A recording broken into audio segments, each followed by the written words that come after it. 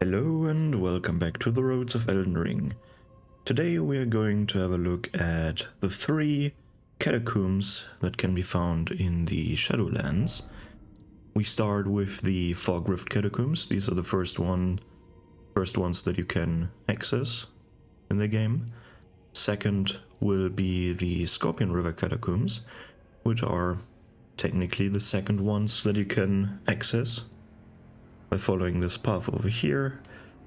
Right before you enter the Shadow Keep, you can go through here and explore this area. And then the final ones that we will have a look at are over here, the Darklight Catacombs. And I'm kind of glad that they only have 3 in here, and it might be just me, but all of them feel more unique to each other. They all have their small gimmick to them than the base game ones, but this might be just me. I mean, in the base game there are quite a lot more catacombs, but they're also unique. I don't know. These kind of feel fresh, probably because I haven't gone through them 20 times or so. These catacombs offer not only a nice mix-up to the open world, or to the overworld. They're basically just their small little dungeon. They also, all of them have their small gimmick, as I said, and they have a special boss at the end. Mainly the Fog Rift Catacombs and the Scorpion River Catacombs have a very similar boss, if not the same boss. Can't remember. I mean, it's the same enemy type. I don't know if they have different weapons though. And then the final one has a very, very special secret, because these are a connector dungeon, so to speak. If you go through the Darklight Catacombs, you end up in this area down here. And instead of fighting the same boss that you fought in these ones, you're fighting a different one. But we'll see about that. So let's start with the Fog Rift Catacombs, the first ones that you can explore. We just came down this elevator. It's always the same thing, deep down into the earth. And let's start, and let's see what the gimmick of this one is. Of course, we have imps here. These are somewhat special. Luckily, they've changed the imps a bit. Like, they have a different variant. Not the same ones that we know. These use their weapon as a pogo stick. And they can shoot out of their weapon. So it's also a ranged weapon. The player as well can obtain this weapon. As you can see, we got a Grave Glove Word 1. So, very weak. But if we have a look at the weapon, I think it's... is it a great sword? Let's see. Lizard Greatsword, right. Here. Looks like that. Don't know where the edge of this weapon is. Looks more like a blunt object, or like a spear or something similar to that. But regular heavy attacks. This one shoots though. Heavy attacks. This is the heavy attack. But this one shoots a bolt. And then what's the Ash of War? Stamp. Nothing special though. Right. Here we can see some blood on the ground. And let's see if it triggers. Yeah, it triggers. Nice. And this is the gimmick of these catacombs. Or part of the gimmick here. We have these spiky ceilings that come down when you get close. Don't ask me how this mechanism works, right? You have to turn off your brain a little bit in order to enjoy this one. You have to buy into this mechanism. Otherwise, I mean, it makes no sense, right? With a spiky ceiling. I wonder, can it hurt me even though I'm invincible? Let's see. No, okay. Good. These won't kill you if you have enough vigor. I think it's a flat amount of damage, like regular damage, not percentage based. Would be weird. But this is not only a ceiling that wants to kill you. This is also a bit more than that, but more to that later. So far we only have this one path here. But if we have a look at this room, right? Our attention is being grabbed by this torch over there. All the other torches in these windows over there are not lit, but this one is lit. So something special might be there. Nice little visual storytelling, and of course these blood splatters are a good indicator for the player to be careful here, right? Because you don't know this mechanic yet, you can't really see it. But now you see the blood, you hear the mechanism, and then, oh, holy shit. Okay, I need to time my advance here. Pretty nice level design. Even though these catacombs are a bit more, what is it called, arcade, gamey, like whatever, these old games where it's just a puzzle level, they're more puzzle-like, right? It's not really realism. That's the main part here. Over there we have a special new enemy. We will have a look at them a bit closer soon enough, but these are quite dangerous.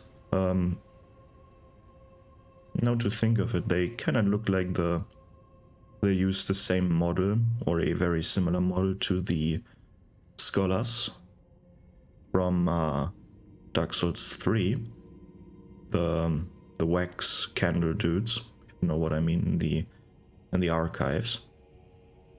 I wonder if they use the same skeleton for them, not modern skeleton, just retextured them. But because there's one, that means we also gain access to this place later on. But let's keep on moving. So far there are 2 areas, and now 3 areas that we still have to gain access to. And here's another variant of the imps. This one has a cannon for a mouth. Pretty cool. There's also a giant version of these in the game. But they are quite tricky. Because, at least to me, because the timing with your rolls is a bit weird with these. I mean, it's not unfair, but it's kind of weird. It looks like they have this very long wind up, but they end up shooting faster than I would expect. So, here we have 2 options, left or right. I don't know, I think this is probably the way, so let's go this way first. Another one trying to ambush the player. There's probably an item here. And we're even getting double ambushed. We're getting the fireball blasting at us from our backs. And we get the dude with the great sword in front of us. Just for this one item, whatever it is. Probably a cookbook or something. But other than that, it's a dead end.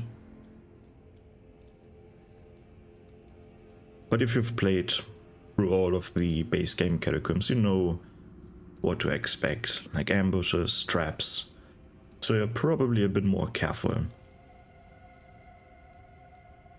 And here we see another new mechanic, or not a new mechanic, but we are being introduced to a new mechanic in this dungeon. Because if we stand here, this one goes down, but we can see, oh, we can walk on these things. And this is so weird, because this one still goes up and down, and look how fast these are. I don't want to stand on one of these. Ooh, imagine how much this impact would hurt you even if you were standing on top of this one. Ooh. It's like an elevator that falls to the ground. Quite brutal. Here, just a small item, this annoying enemy. And then of course you want to continue through this place here. And in this room we can have a look at one of these. Did he just spin in place? We can have a look at one of these dudes in detail. Here I have the fitting torch for this place. And let's have a look at them. Oh, the torch is not really working here. Unfortunate. But we can have a look at them anyways. Let's start first picking up this item. Yeah, there's a skeleton. Hooray. With a beard though, which is odd. Skeleton with a beard. A bit larger than the player. Quite a lot larger. Honestly. What is this stick here? We got another stick here.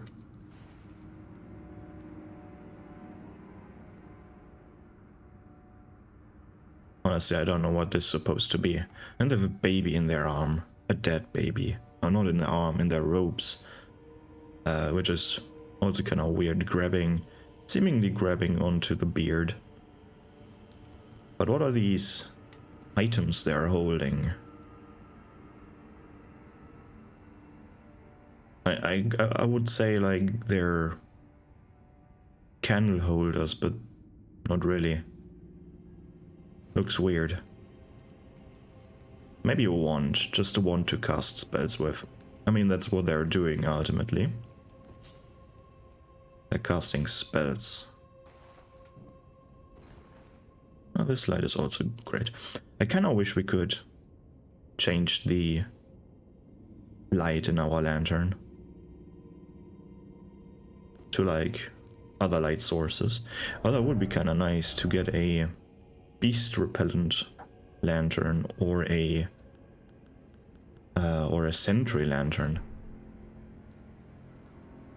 Would be kind of cool. Another scholar over here. I just call them candid scholars because that's what they are. And Dark Souls 3 at least. And I think, oh yeah, this is the place that we've seen from down there. And this is the one lit torch up here.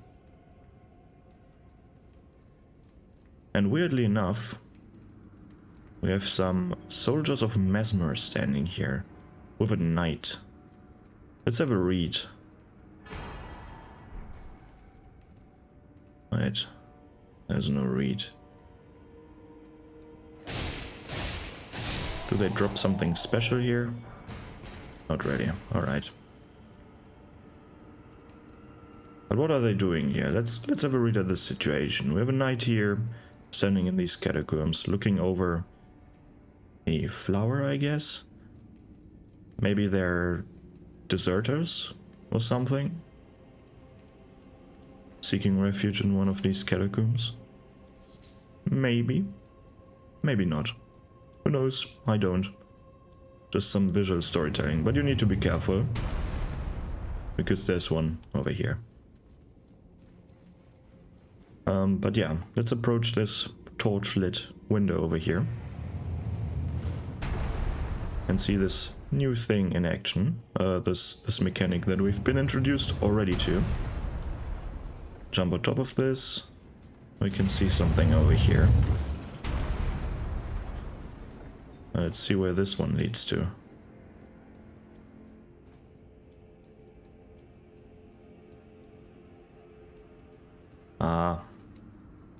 There's an item in here.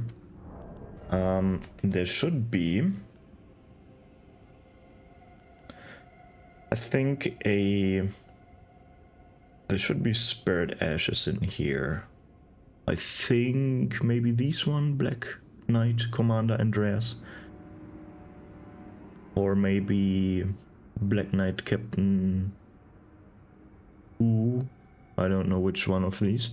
But one of these two, at least. I think it's this one. Because we haven't really been introduced to the ones with the twin blade. Let's read this. The Black Knights were the primary force of Mesmer's army. The first leader was Andreas, a man endowed with great strength and command over the powers of the Crucible, and whose spirit in these ashes dwell. Though he remains a devout follower of Mesmer after his flight from the Earth Tree, he would rebel after learning of his liege's serpentine nature. His righteous stand was rewarded with imprisonment in an underground tomb. So he got imprisoned here. And these dudes are probably either his followers or his prisoners. One of the two. Probably, though, his followers, I would say.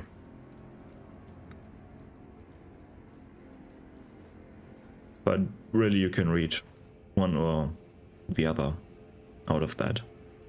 They're definitely here for him, that's for sure. But enough of that.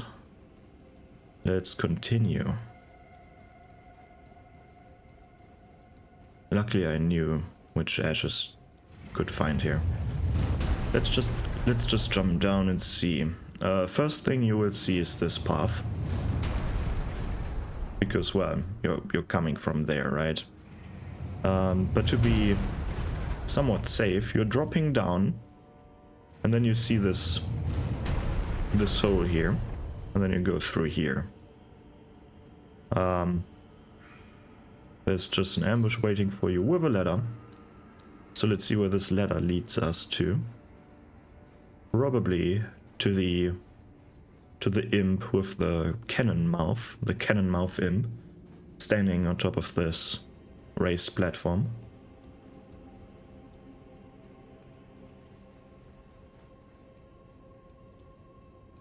Yeah. And you also might notice that there are quite a few yellow fulgur blooms here. Which is kind of odd, right? At least it feels kind of odd. Let's just jump down here. A lot of lightning in here. So I wonder if this is foreshadowing something. Or if it's just a regular thing growing in these catacombs.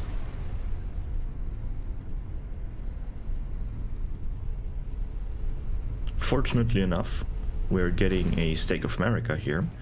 So this marks a small little checkpoint for us. Which is quite nice. Let's see what this place has to offer. Let's see if there's a hidden path here, because if you've noted, or if you know this place, like if you know this layout, because they're using the same layout throughout, like they're recycling the layout, which is fine. Then you might know in a previous catacomb, dungeon, whatever, there was a hidden path here. But in this case, apparently it's not. Again, we're confronted with two paths. Let's take this one first. Imp on the ceiling. Just a small item here. Nothing else. Let's continue. There's another space where you can stand. So there's at least one loop around here. More blood on the ground. Which means more ceilings. And while you're standing here, at some point you're getting bombarded by this dude. And I haven't talked really about their spells, so I'm going to aggro this one at some point. But the main idea here is that you're running from cover to cover, fighting off these imps, and then keep on running. This one is marked by candles on the ground, marking this hole here, where you might fall into at some point. because, well, over here there was no hole, right? But there was an imp, so maybe you're expecting here an imp as well. You're already looking up and then, oh, then you're falling down. And you're in this water hole with another scholar here. Let's trigger this one though and have a look at their spells. Of course, death magic. And they're casting this very weird projectile.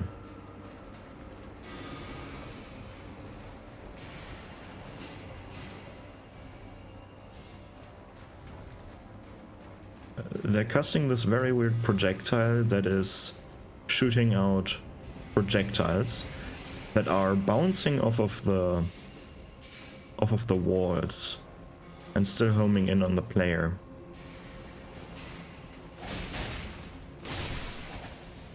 And weirdly enough, they can bleed. So I guess they're not fully skeletal. Some more ghost glove words. Some Fulgur Bloom down here. Slimes on the ceiling. And again, 2 paths. Which path do we take? Do we take this one? Or do we take the other one?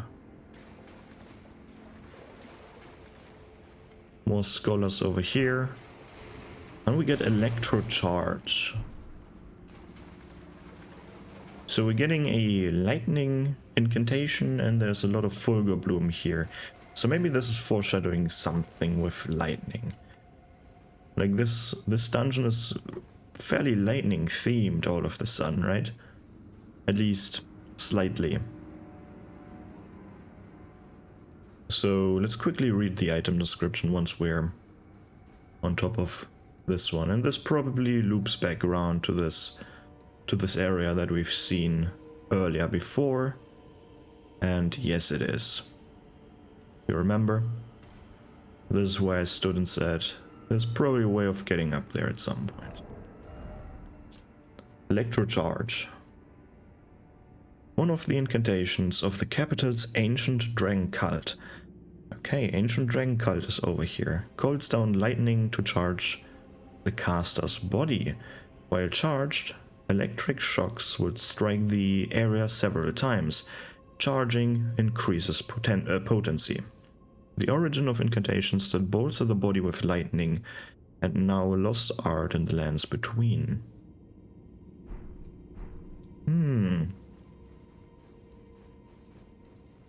Quite suspicious what we're getting here. Now let's just continue through here. We've seen the spells. This one we're getting a reward in the form of glass shards, very nice. And here we're finally up. Quite a few imps protecting this one scholar, or probably this coffin over here, with just a few runes in them.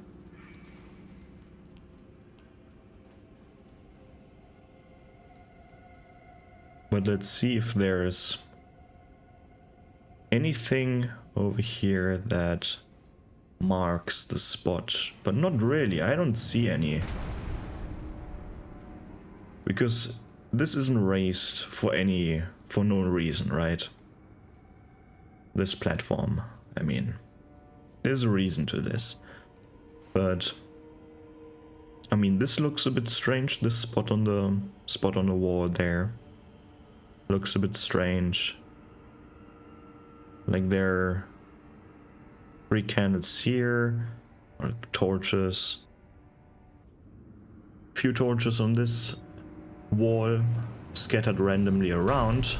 Oh, there's something. And 4 torches even on that side. Maybe it's hinting at something.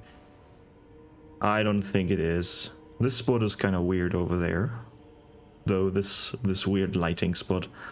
But let's see. We could have seen something already. There's this small space in here, and then giving us access to this chest with Ash of War, Blink Bolt. We're getting quite a few lightning things here, aren't we? This Ash of War grants an armament the lightning affinity and the following skill: Blink Bolt. Skill used by the Golden Knights who served Godwyn. Oh. From a low stance, the body is transformed into a bolt of lightning and charges straight ahead at fulgurous speed. Usable on all melee armaments. Interesting. So we're getting a lightning aura. And we're getting a blink attack, like a charge attack. That's kinda cool, isn't it? But there's probably more to this place, because I need to get down at some point, right? But oh! Are these torches? Are these 3 torches? Are these an arrow? Are they supposed to mark an arrow here? Because they're marking this place over here.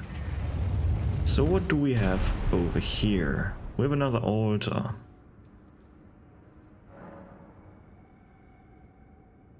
Raise the stone-sheathed sword to the dark. Very nice. This is where you can transform the stone-sheathed sword, and in my case, to a dark weapon. And I'm really not sure about that information, but there are 3 altars and they might swap around depending in which order you find them. Or maybe that's not the case. In this point, I have no idea. At this point, I mean. Third variant of these imps with the small little hatchet that can breathe fire. So now we've seen all of the imp variants here. And now we can finally continue to this place over here. Another spiked ceiling. It's kind of getting old by now, but this one you can't walk on top of. There's no way here. But another checkpoint, it seems. It's pretty nicely done with these checkpoints here. And we're finally at the boss. So, the Ash of War was hinting at a Golden Knight who served Godwyn. And we'll get a bunch of lightning stuff here, so maybe we're fighting... just maybe we are going to fight a Golden Knight of Godwyn. So, let's quickly have a look at... where is it? The hut? Oh, well, the hut was correct, right? And let's go. And this is a Death Knight.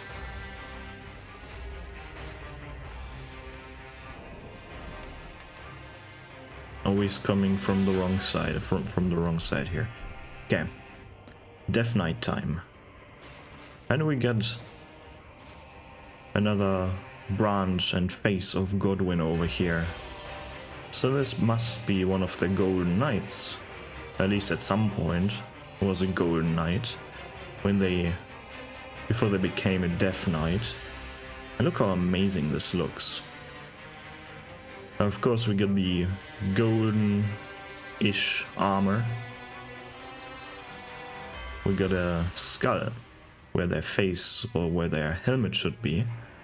And then on top we have this helmet with a sun, or a halo depicting a sun. And this awesome looking ghostly cape effect, which is always nice. So let's see what kind of moves they have. Just some regular swings. So far, there's Blink Bolt. There's a new lightning spell that we haven't seen before, and we haven't found. Let's get him a bit lower.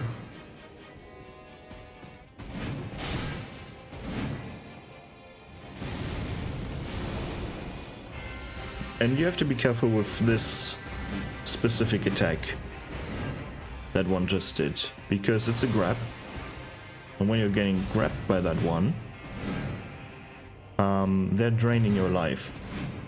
they're basically healing themselves, and they obviously deal damage to you. So be careful with these attacks. With this one special attack.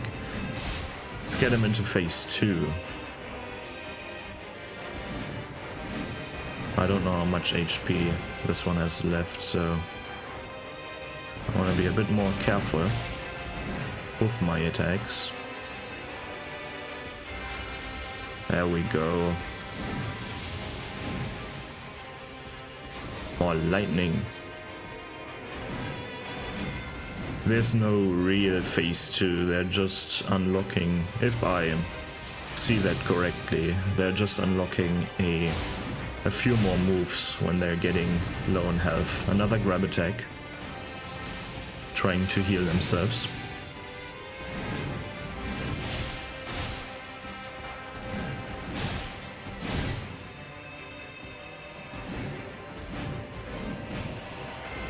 But the special thing here,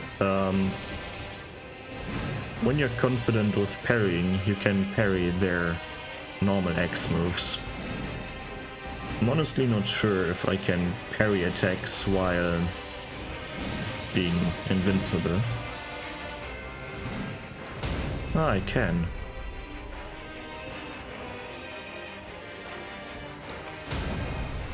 Similar to Crucible Knights, you can just parry them. And here we're getting the Death Knight's Twin Axes and a Crimson Ember Medallion, +3. I wonder. This is probably the same item description, but here. Golden War Axes of the Death Knight. A pair of weapons made to be wielded in both hands. Crackles with lightning, the power of the capital's ancient dragon cult. The knight, once the personal guard of Godwyn, was also the protector of the Prince of Death's cadaver surrogate. And has the Blink Bolt Twin X moveset, which is quite cool. Because it has two attacks to it. And I'm just noticing right now that this is going to be a very, very long episode, which is fine. Do I dual wield again? Right. Normal, stupid, two-handed moveset of axes. If you wanna use this weapon, I recommend just one-handing this weapon. Like this. This moveset is much better than the 2x moveset.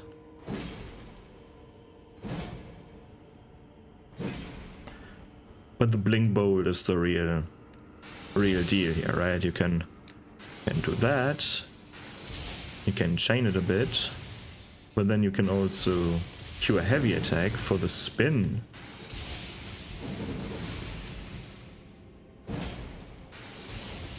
No light attack combo though. But you charge, you press heavy attack, and you deal a bunch of damage.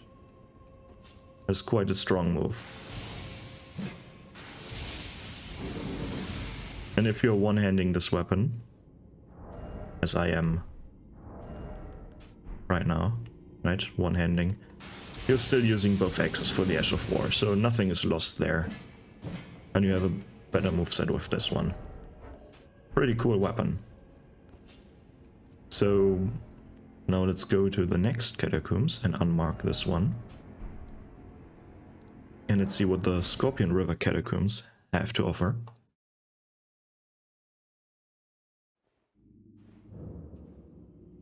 Same as before, we just came down here and we entered this place. So I wonder what the gimmick of these ones will be. Of course, another dude, another imp with a cannon mouth, nothing special, nothing we haven't seen so far. So where's the new mechanic? There it is. This is the new mechanic, and honestly I don't know if it's working or not, so let's quickly enable the HUD. Right, here we have an imp. Nothing special so far.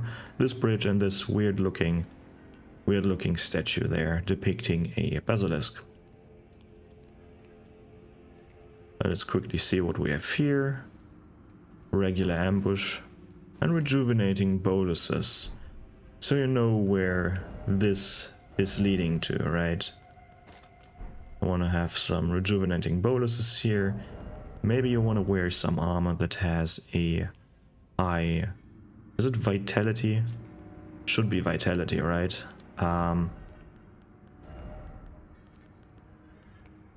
Where's vitality? Yeah, the resistance your armor offers to death, right? You want to have something with high resistance to that. And you can see the effect. Luckily it's not affecting me right now. But these will gradually death blight you. So you might want to be careful. If you have a look down here, you can see at some point you will be down there. Maybe not now. This looks quite a bit too high to jump down to. But you just want to quickly run underneath this thing so that it's not able to see you anymore, and then continue. More imps. As usual, nothing special here. Got introduced to the new mechanic. Even more traps, how nice. And I'm just going through this one a bit quicker because I don't have to introduce the enemies right now. It's just a path that we can continue on. Another dude that potentially shoots at us. More Fulgur Bloom, so there might be another Death Knight down here. Some mushrooms. It's nice how this game tells you what you can expect in this dungeon with just a few item placements. You get the rejuvenating boluses, hinting at Death Blight being a thing in here. You see Fulgur Bloom, hinting at another lightning enemy. And then you just keep exploring and keep getting shot at. Let's mark this place. Actually, let's not mark this place because we mark this place by picking this one up. Because there was a dude up there. This means, more likely than not, that at some point you can be up there as well.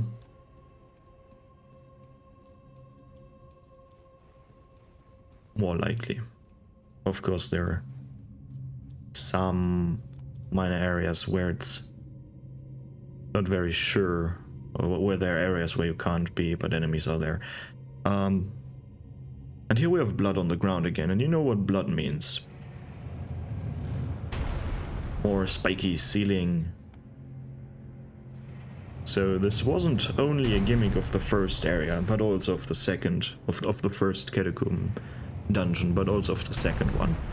Here we're just getting introduced to a new mechanic in the form of the Death Blight statues. But let's see what this place has to offer. It offers us an item. It offers us a way of jumping down here, because this is not that high up. So if we want, we can jump down there. Here we have a safe space. And we hear another statue cursing at us. But we can't quite see it yet. Oh no, it's over there. It has this humming sound to it. Let's see if it's actually trying to curse us at some point. Doesn't look like it.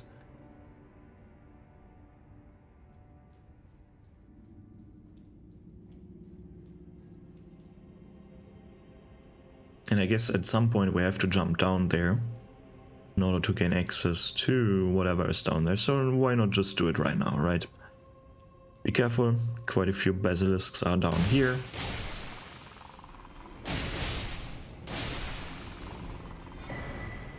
protecting a Shadow Realm rune. More Fulgur Bloom over here, more imps. Nothing we haven't seen so far. Be careful with the basilisks though. If you jump down here and they're aggroing, then you have imps and these basilisks on your ass, and you don't want to get overwhelmed. And here we're obviously in this space again, just a loop around, just for you to get some Fulgur Bloom and a rune. So it's not really worth it jumping down there, in my opinion. Only if you really want to grab everything. Let's see. And here we're in this room that we have seen before from up there. From this bridge over there. We looked down here, we saw the dude with the twin blade, we saw these two dudes over here. And now we see this nook over here that we can use to take cover from the first bash down. And now we're safe. Somewhat safe. Because we still have to kill these soldiers.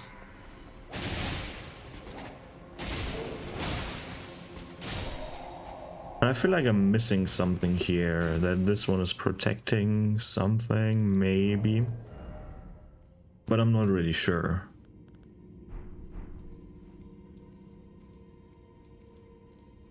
That's the unfortunate part about having every single item. I don't know if there should be a certain item there or not. Especially if there is no corpse lying around.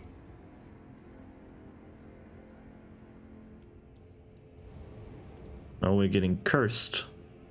And we want to seek refuge here, maybe. From the curse, so we can take a breather. We can observe our surroundings. We can also go over here, so we're safe. We can look around. Maybe we can stand on one of these platforms at some point. Because it wasn't really cursing us when we stood here, but now it is. So let's have a look what's up here then, first. If there is anything up here. And it doesn't really look like it. No, nothing. How unfortunate. Oh, now there is something.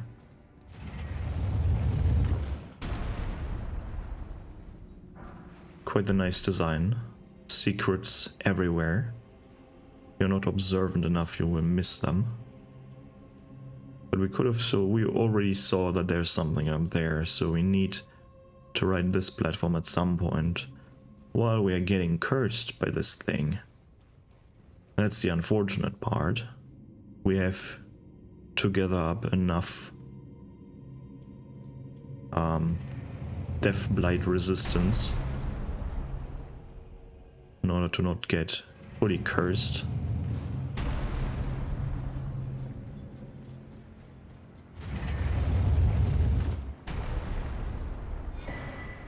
Here we're getting the Imp-Head Lion. Quite nice. Now we can jump down where the statue is. And there is a way of getting rid of these two big eyes. But I've forgotten what it is. It's a glitch or not. It's a feature that is not really intended by the developers. But you can do it nonetheless. But I've forgotten what it is. It doesn't really matter. And it takes a long time. But you can, by the way, you can touch these eyes. It's not really a problem. Like, you can walk through them. If they see you, you're getting cursed as usual, or you're getting death blighted as usual, but they're no instant death if you touch them. Only if your meter rises. And here we're getting finally the Knight's Lightning Spear. It's the attack that you've seen from the Death Knight boss fight, where you throw one spear and then behind you these portals spawn where more spears come out. One of the incantations of the capital's ancient dragon cult summons a lightning spear while also manifesting ancient dragon crests. On throwing the spear, the crests will launch additional spears. Charge to increase the number of crests and add a bolt of lightning to impact. An incantation that was taught only to the most accomplished knights and now a lost art in the lands between.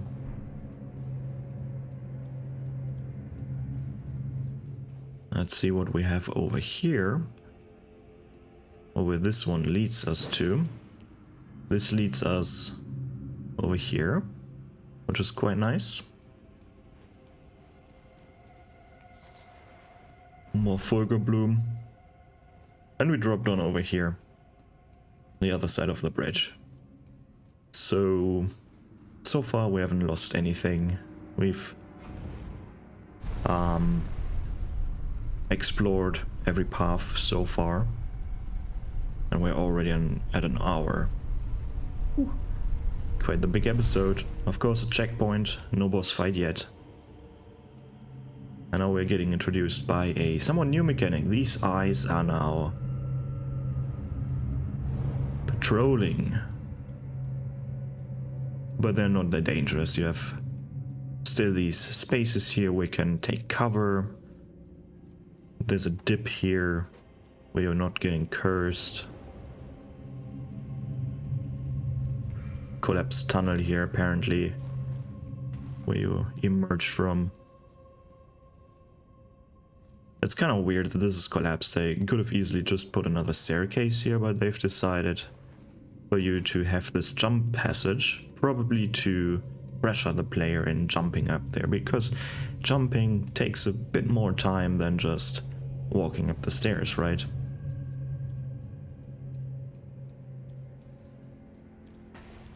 So let's see. More imps, nothing special here. An item over here. And the horror. A big one.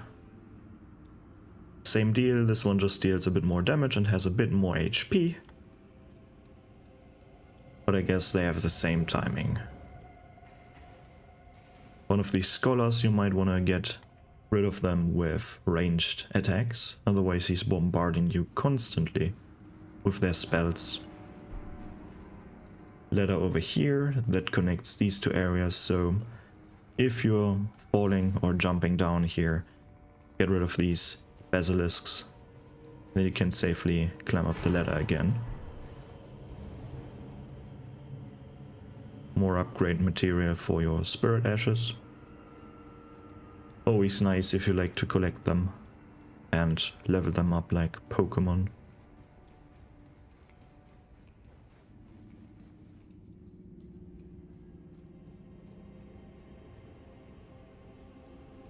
I wonder what this is for.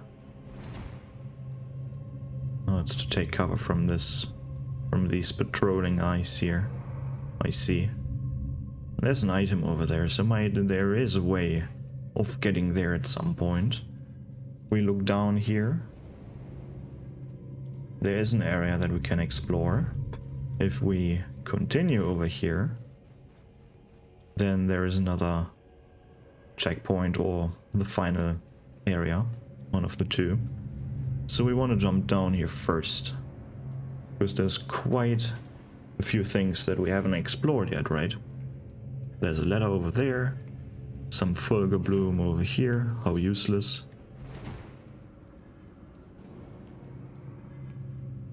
And this looks like certain death. I always wonder who created these endless pits and what are they for? Is it just part of the trap, or... I mean, we have all these shelves here where you can put in the remains of people, but then how do you access them? How do you access them down there? Always a strange thing. Doesn't really look that practical. More traps. There's a way there. There are these ice flying through, and now you know where we are. We're in this area where we had to first dip down underneath the bridge and then jump up this broken down staircase. In here is something that I already have, which is unfortunate. I sadly don't know what you can find in there. A few more rejuvenating boluses. Now we're finally at the place where this scholar is.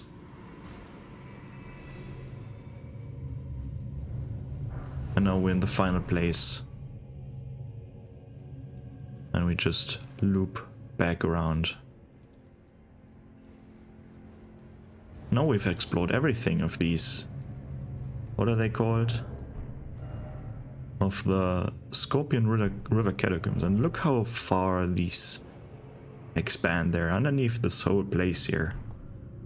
I mean, they need quite a lot of space. That's always the weird thing about these catacombs. About the dungeons in general. They always have these incredibly large chasms in the earth. And we're finally at the boss fight. So let's see what this boss is.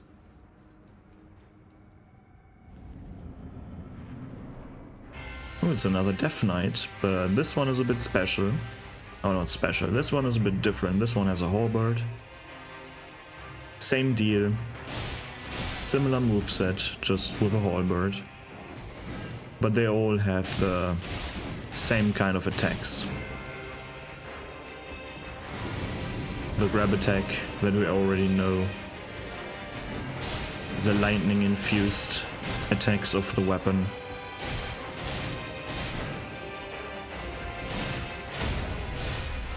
And you can parry this one as well.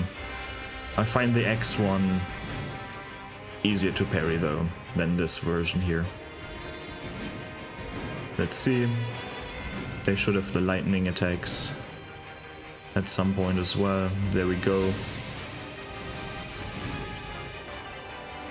Then a gap closer. Nothing we haven't seen so far. Just with this weapon though. Let's get rid of this one and be done with it. And here we're getting, of course, the Death Knight's long-hafted axe and the Cerulean Amber Medallion +3, another face of Godwin. And now let's continue to the final catacombs. So I wonder what kind of weapon should we get in here? I mean, there must be another Death Knight in there, right? A Darklight Catacombs. It's going to be dark indeed, and it's very foggy here, as you can see. Very dark and very foggy. If this lighting is so weird.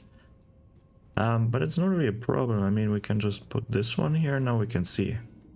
What you can also do is just grab a fitting torch and then have even more light.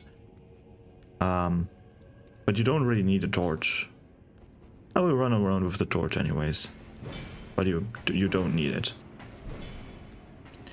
So that's the gimmick of these catacombs. They're dark. They're dark and they play with verticality here. With uncertainty. You don't know, you see this platform, but not really much more. So you're wondering how to get there. I wonder, why are these not sparking? That's weird. These Fulgur blooms are like they lost their spark. The other ones were sparking. These ones are just normal plants. Can grab them. And here we are having two paths again. We have this one path. And then this path down here. Oh, and this one leads to a lever. How nice. Let's see what happens. Oh. We turned on the light. Yeah, that is this one's gimmick here. We can turn on the light. Isn't that nice? Yeah, I'm not really a fan of this one's mechanic. I mean, turning on the lights is nice and all, but it's not really a exciting mechanic, if you ask me. Let's see, we can descend down here, or what we've seen from the lever portion, we can jump over here and then continue from here. Isn't that exciting? See, we could probably jump over this gap, but why would we? There's nothing here, right? So we want to jump down one lower, get our reward. That is the Viridian Amber Medallion. Shouldn't that be in the possession of the third Death Knight? Why do we get it here? Like, the first one gave us the Crimson Amber Medallion, the second one gave us the Cerulean Amber Medallion. But why do we get the Viridian one in the chest here? That is weird. And why is the Fulgur Bloom not charged with lightning like the others were in the other dungeons? As you can see, it's just there's no lightning. And if you're wondering where we are right now, this is the area that we've seen already from up there. If we didn't discover the jump area, we could have just continued from here. If you look right at it right here, we jumped down there to this part and we skipped this area over here. Of course, if you want to be a completionist, you have to go here and look around if there are any missing items, but you can technically just skip it. I don't count the Fulgur Bloom as items because as necessarily items that you have to grab, because they're just like they're respawning, right? They're plants, they're respawning. You can get them from everywhere. And it goes even further down, of course. Now we're at a checkpoint. Do we have a Stake of America here at some point? Yeah, there we have it. How nice. And it's dark again. Who would have guessed that this is the mechanic here? So let's see what we have here. We can technically jump down there. Okay, we can jump down one below. We have the staircase over here. Let's see where this one leads us to. Just a bit. Let's continue. Over there's our lever that we need to activate. Here's a ladder. Okay. So, but up there was something, right? There was something. There was another room up there. So let's see where this one leads to. There's an item here and an ambush, of course. Some flowers, how nice. And nothing more unfortunate. Let's continue. Let's climb up the ladder before we commit to the jump down here. Because it looks like this ladder is connected somehow to the lever over there. And of course we want to have light. Right, we want to have the light in here. And I guess I can just turn off the HUD right now. Why do we need the HUD right now? We don't. Oh, okay, we have to drop down and there's our lever. Oh, nice. Now just looped around. And we have to jump down here and we don't need the torch anymore. So, no, now we can finally see another ladder there. So let's commit to the jump over here. Now that we can see that there's a ladder, that leads right up to the place, to the area that was in this room, just out of reach. Here we're getting another rune. Here we're getting access to this dude that was bombarding us. Right? We get our revenge, hopefully. And let's continue. Let's have a final look around. If there's anything where we can jump to. And oh boy, there is something. There's a small little ledge. And oh, is that... oh shit.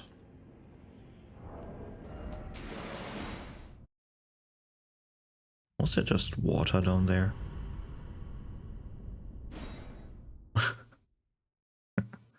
There was water down there? Where the fuck am I?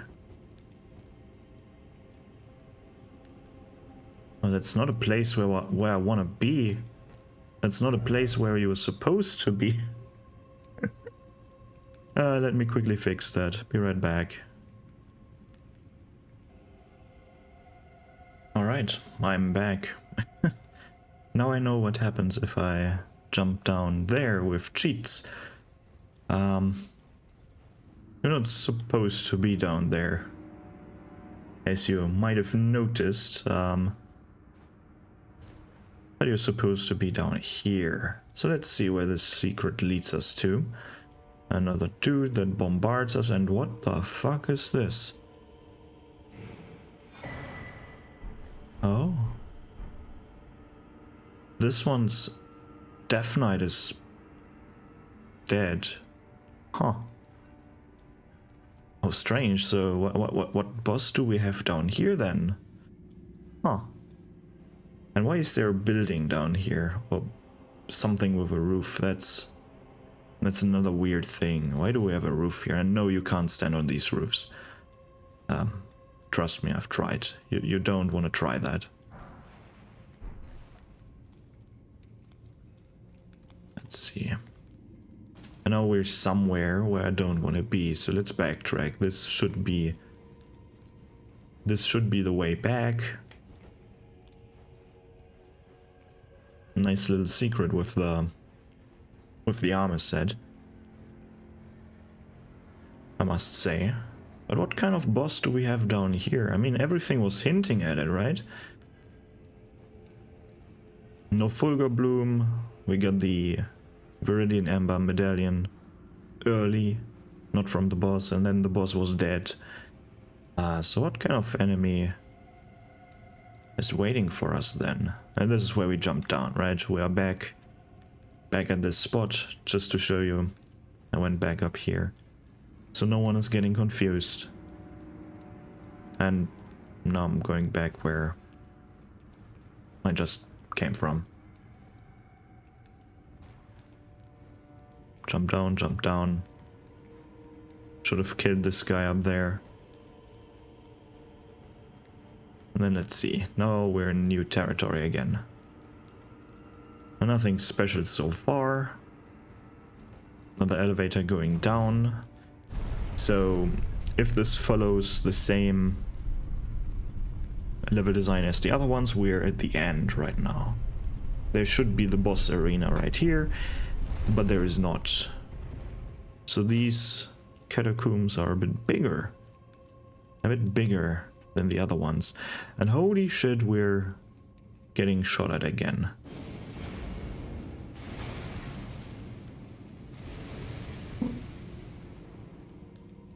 Be careful, you might want to kill this one.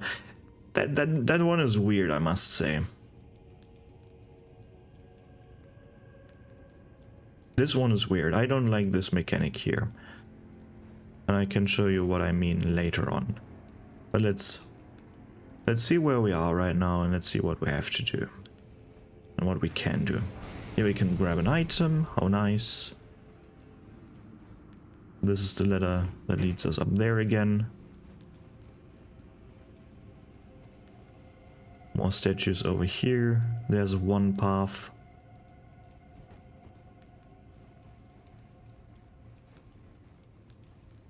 And here is another path. Where does this one lead us to? an item over there. Possibly the route down. Let's have a look. Yep, there is the elevator. So you don't want to take this path quite yet. Potentially another spot where you can drop down, but probably not this time. At least not now.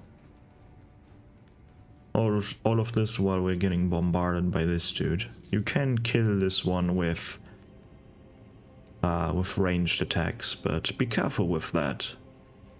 You might regret it. Let's turn on the lights first. Let's see where we are at. Because this one should turn on the lights, right?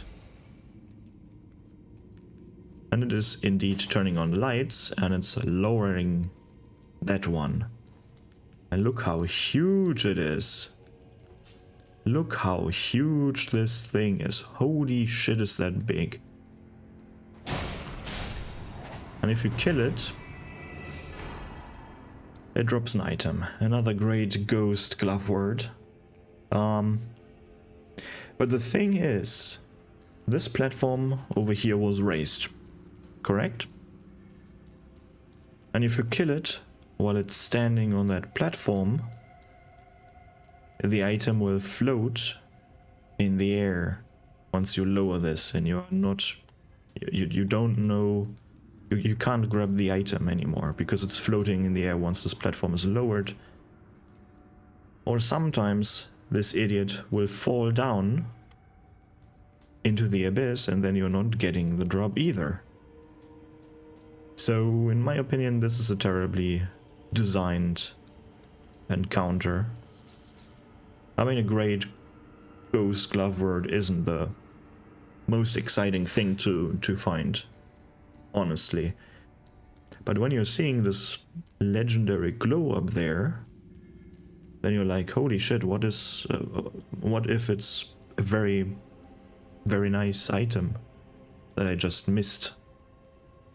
Because, well, it's floating in the air, or, well, this enemy fell down. Well, I guess if this thing fell down, you will never know, but if it's floating in the air, then you're hating yourself. Because you missed something. Yeah, don't know what's in here. Nothing for me, apparently. Let's see if there is a hidden path left or right to this platform. But nope, there is nothing here. This should loop back around, so we can jump down to the next area over here, to the elevator part. Down there is the elevator. But let's have a look if we can jump down on one of these points here. And it doesn't look like it. But yeah, let's continue. And maybe now there finally is the boss arena. But this one is a bit larger, a bit larger than the other catacombs. At least from the depths of it. It goes quite a long way down here. And we don't have the doors, we just have whatever this is. There's no regular boss arena door. There's this one, it looks quite different, right? So let's see. And now we have Jory, Elder, Inquisitor. And holy shit, what is this area right here? It looks intimidating.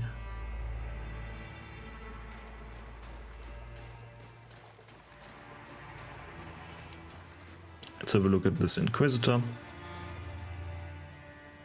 Looks just like one of the Horns sent, really. With a weird looking staff. Elongated neck. And no face. What the fuck? What a weird look. Let's see what this one can do. This one can teleport. It shoots projectiles at the player.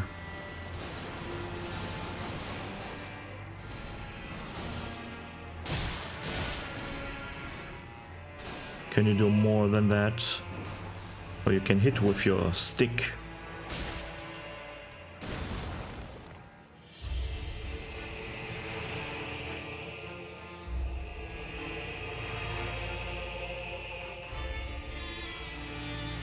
I think something went wrong here.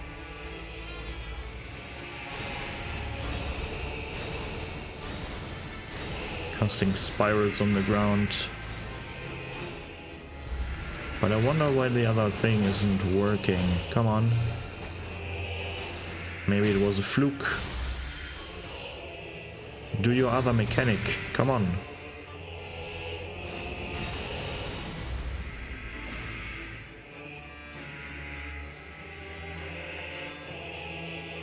Why is it not working? I wonder. Why is this one not working? Wait a second. Because it definitely should be working. So let's see if I have to.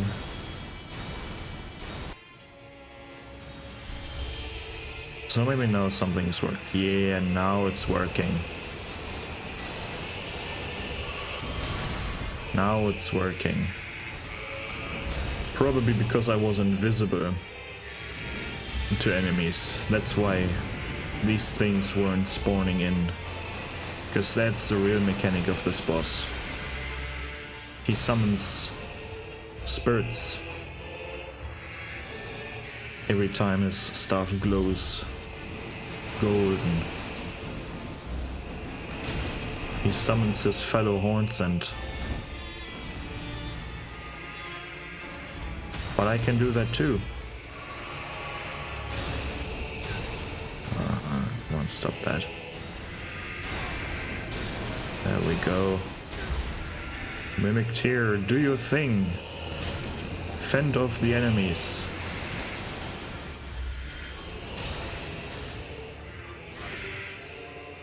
And the teleport as well deals damage. Come on, Mimic Tear, do your thing. That's quite annoying.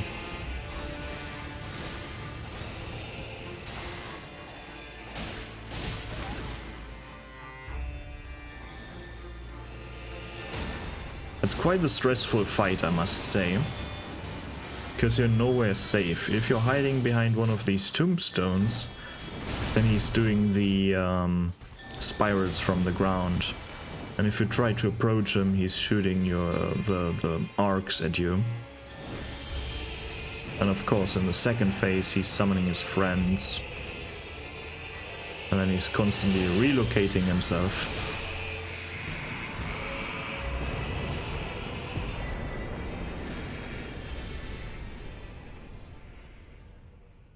But now we're getting the barbed staff. Great staff of Jory, Elden Inquisitor. The tip bristles with golden barbs, symbolic of the Inquisition's torture, allowing one to wield the staff as a great spear. Attacks deal holy damage and potency increases with faith. And it has the unique skill Jory's Inquisition, thrusting the great staff into the air, firing off successions of golden barb-like arcs. Holding the button down extends the barrage for a short duration. Quite the thing. And here there's nothing special, right? Yeah. Oh, there's person guard to find the transfigured master, cadaver surrogate for the coming edge of the Duskborn, right? And now we're in this area. Now we're in this weird area, quite in the corner over here.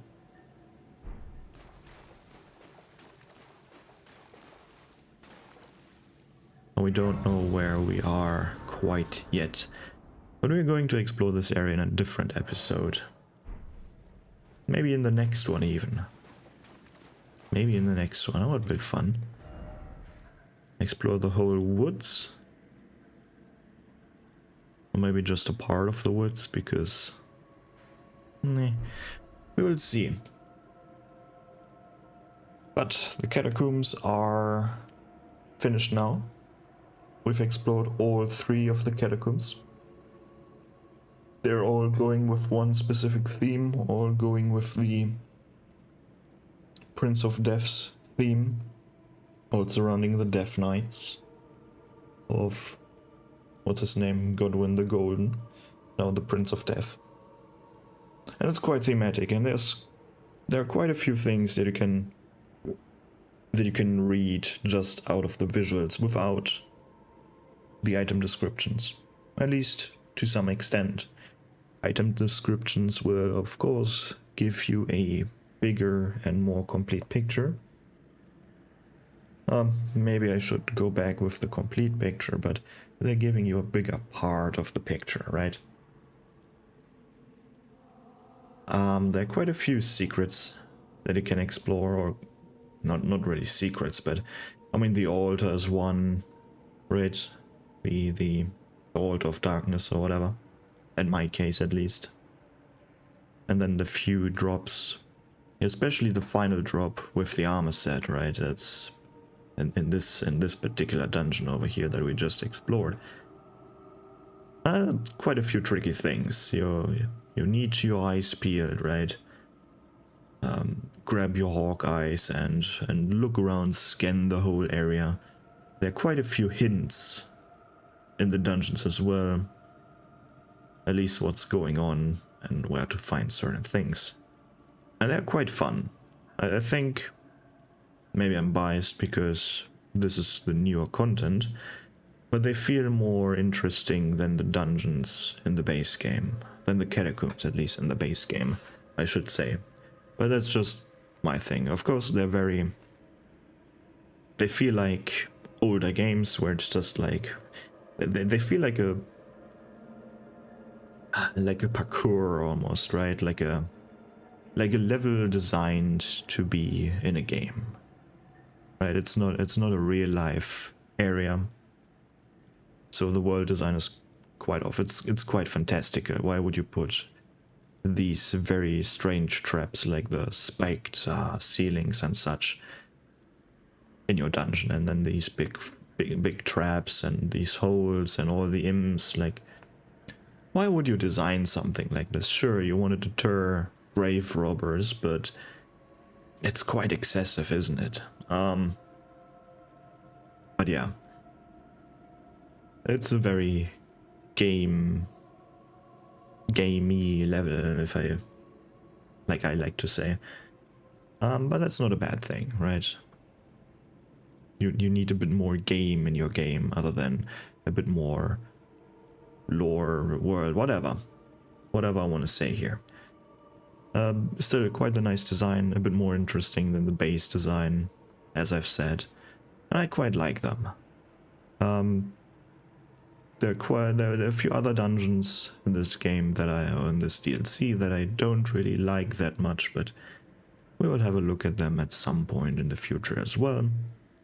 But other than that, I've said everything that there is to say, right? Level design is quite nice. Traps are fine. Very, somewhat immersion breaking. Like, why would you put these traps in there? It reminds me again that this is just a game, which is fine. It's fun though. Fun, nice little challenges to overcome. And that's what it's all about, right?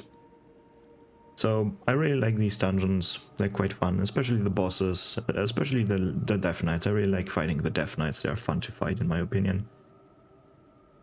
They're applying quite the right amount of pressure without being too overbearing. And Jory is okay as a fight. Third Death Knight would be a bit overkill though. So Jory is quite the nice detail here. And the storytelling is nice in these dungeons as well, at least the visual storytelling. Item descriptions are something else. You can get the item descriptions everywhere, it's just writing some text. But visual storytelling is quite a bit more interesting in my opinion than just reading the text. But But yeah, that's my opinion. Let me know what you think about these dungeons and you think about all of that other stuff that we've talked about. And that's it from me. Have a good one. Goodbye.